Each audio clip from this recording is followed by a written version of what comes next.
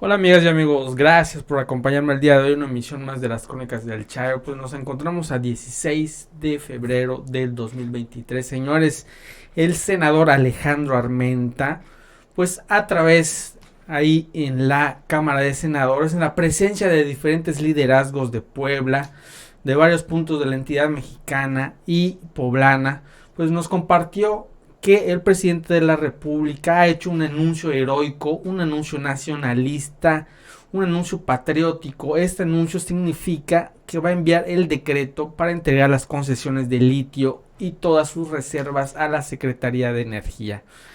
Esto una vez que México logre desarrollar la industria del litio y podamos promover, destacar el desarrollo del bromuro y el cloruro de litio, que es la base de la industria aeronáutica, industria aeroespacial, industria de telecomunicaciones, de la industria farmacéutica.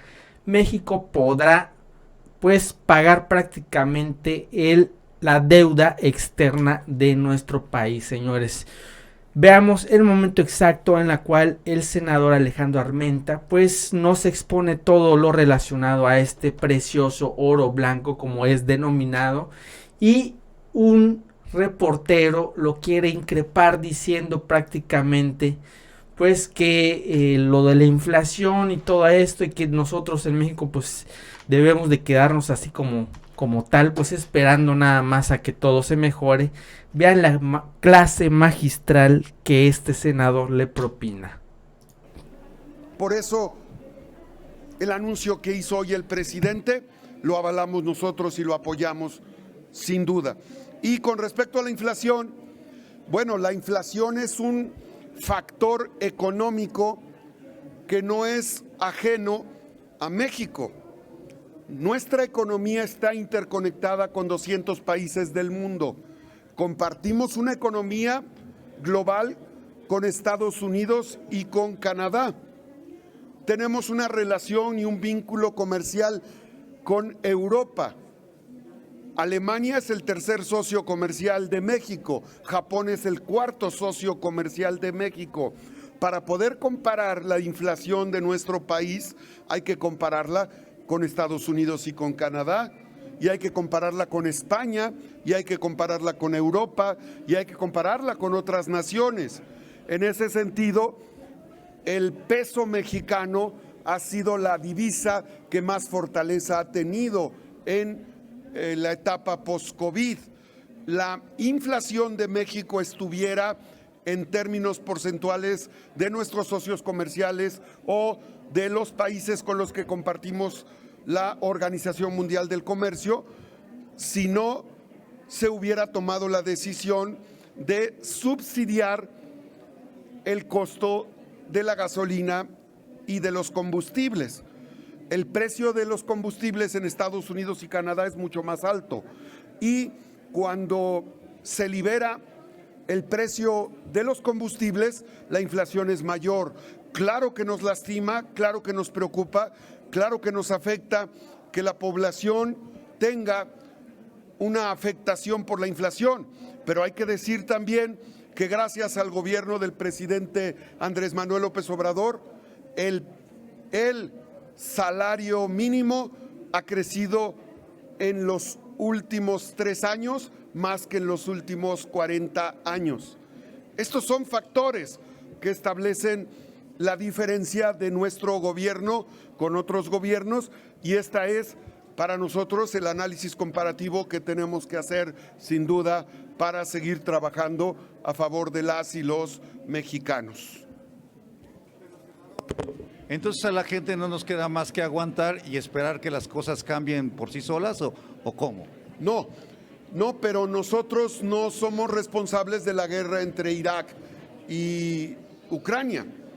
México no es responsable de los incrementos globales de los combustibles que representó esta guerra.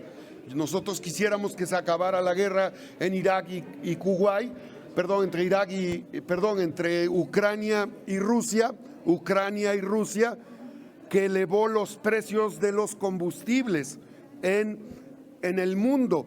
La ola inflacionaria que estamos viviendo en México no es producto de la de la marcha de la economía mexicana. Hay dos factores exógenos. Uno, la desactivación del COVID que paralizó al mundo.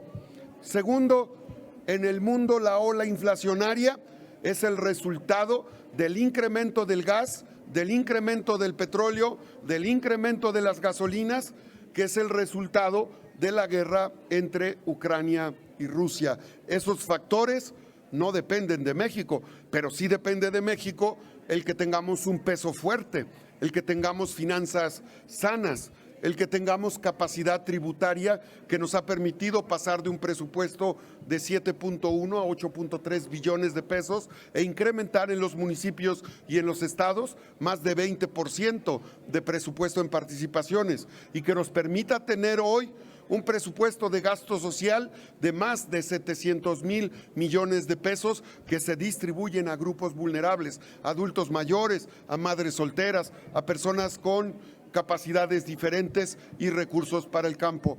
Claro que no estamos cruzados de brazos y claro que nos lastima la pobreza y la marginación, pero sin duda, los efectos de la inflación son efectos externos, no son efectos que correspondan a un mal desempeño o a la corrupción o al dispendio en nuestro país, como sí sucedió en otros lugares.